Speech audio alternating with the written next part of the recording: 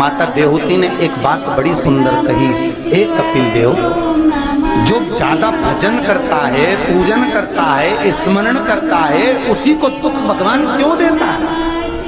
पड़ोसन कभी मंदिर नहीं जाती, अगरबत्ती नहीं लगाती, कभी किसी को 1 रुपया दान नहीं करती, वो तो खूब फले फूले। और हम तो सोमवार का व्रत करें, मंगलवार करें, एकादशी करें, द्वादशी करें, लोटा भर के पानी भी चढ़ाएं, तो भी दुख हमें क्यों मिलता? बोलो रे जी सही है कि गलत है? उसका उत्तर कपिल देव जी महाराज ने दिया, मां सुनो, जिस प्रश्न को आपने मुझसे करा, यही प्रश्न देवऋषि नारद ने भगवान विष्णु से करा।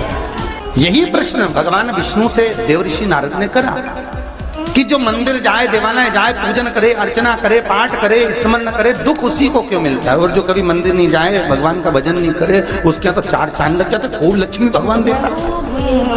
नारद जी ने जैसे भगवान विष्णु से ये प्रश्न किया, तो भगवान विष्णु देवऋषि नारद से बोले, इसका उत्तर मैं बाद में दूंगा, पहले अपन दोनों ब्राह्मण के कपड़े पहनकर चल घूमने चलते।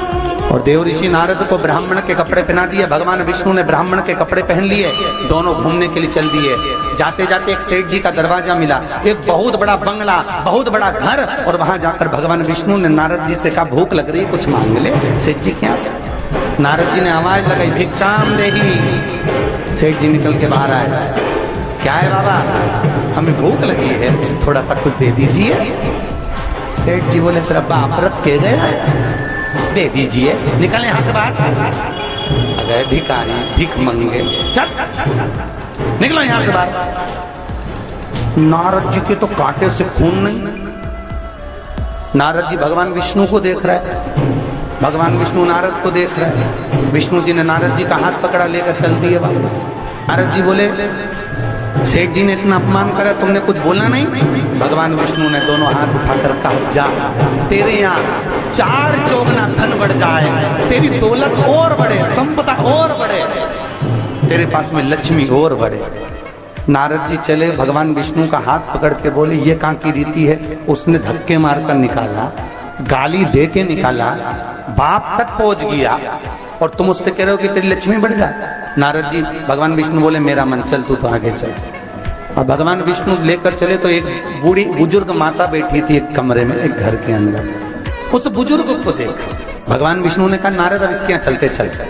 जाकर आवाज लगाई, माता जी भिक्षाम दे, हमें भूख लग रही है माता जी, कुछ दे दीजिए। माता जी बोली, देखो बाबा, मेरे घर में खाने का तो कुछ भी नहीं है, बस एक गाय है, उस गाय की मैं सेवा करती हूँ, दूध मिलता है, वही दूध रखा हुआ है, तुम दोनों अंदर आ जाओ। और 2 आसन लगा दिए माता जी ने, दोनों को बिठा दिया। माता जी दोनों के लिए दूध लेकर आई, दे दिया। भगवान विष्णु और नारद चले। नारद जी बोले, कितनी अच्छी माता है, बिठा के दूध पिलाया, पानी पिलाया, और बस सेठ जी ने धक्के मारकर निकाल दिया। भगवान आशीर्वाद दो इस बूढ़ी माता को।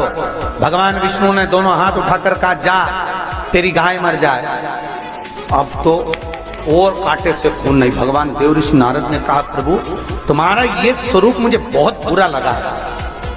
भगवान ने कहा, कौन सा स्वरूप? वो सेठ जी ने धक्के मारकर निकाला था, कहते हैं और लक्ष्मी बढ़े, और वो बेचारी गाय का दूध पिलाई और तुम कहते उसकी गाय मर जाए। हाँ। भगवान बोले, मेरा मन, तो तुमने ऐसा क्यों करा? भगवान बोले, नारद तू मेरी लीला नहीं समझता ना।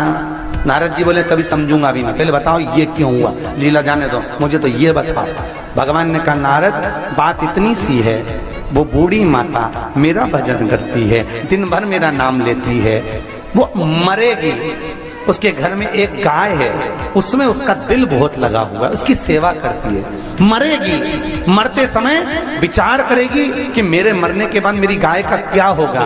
गाय की याद करते करते जब मरेगी तो उसको गाय की योनि मिल जाएगी, वो भगवान के पास नहीं आ पाएगी, विष्णु के पास नहीं आ पाएगी, इसलिए मैंने उसके मरने से पहले उसकी गाय को मार दी। नारद जी बोले, ये तो समझ में आ गया, पर अब ये बताओ कि वो सेठ जी को लक्ष्मी क्यों बढ़ाई?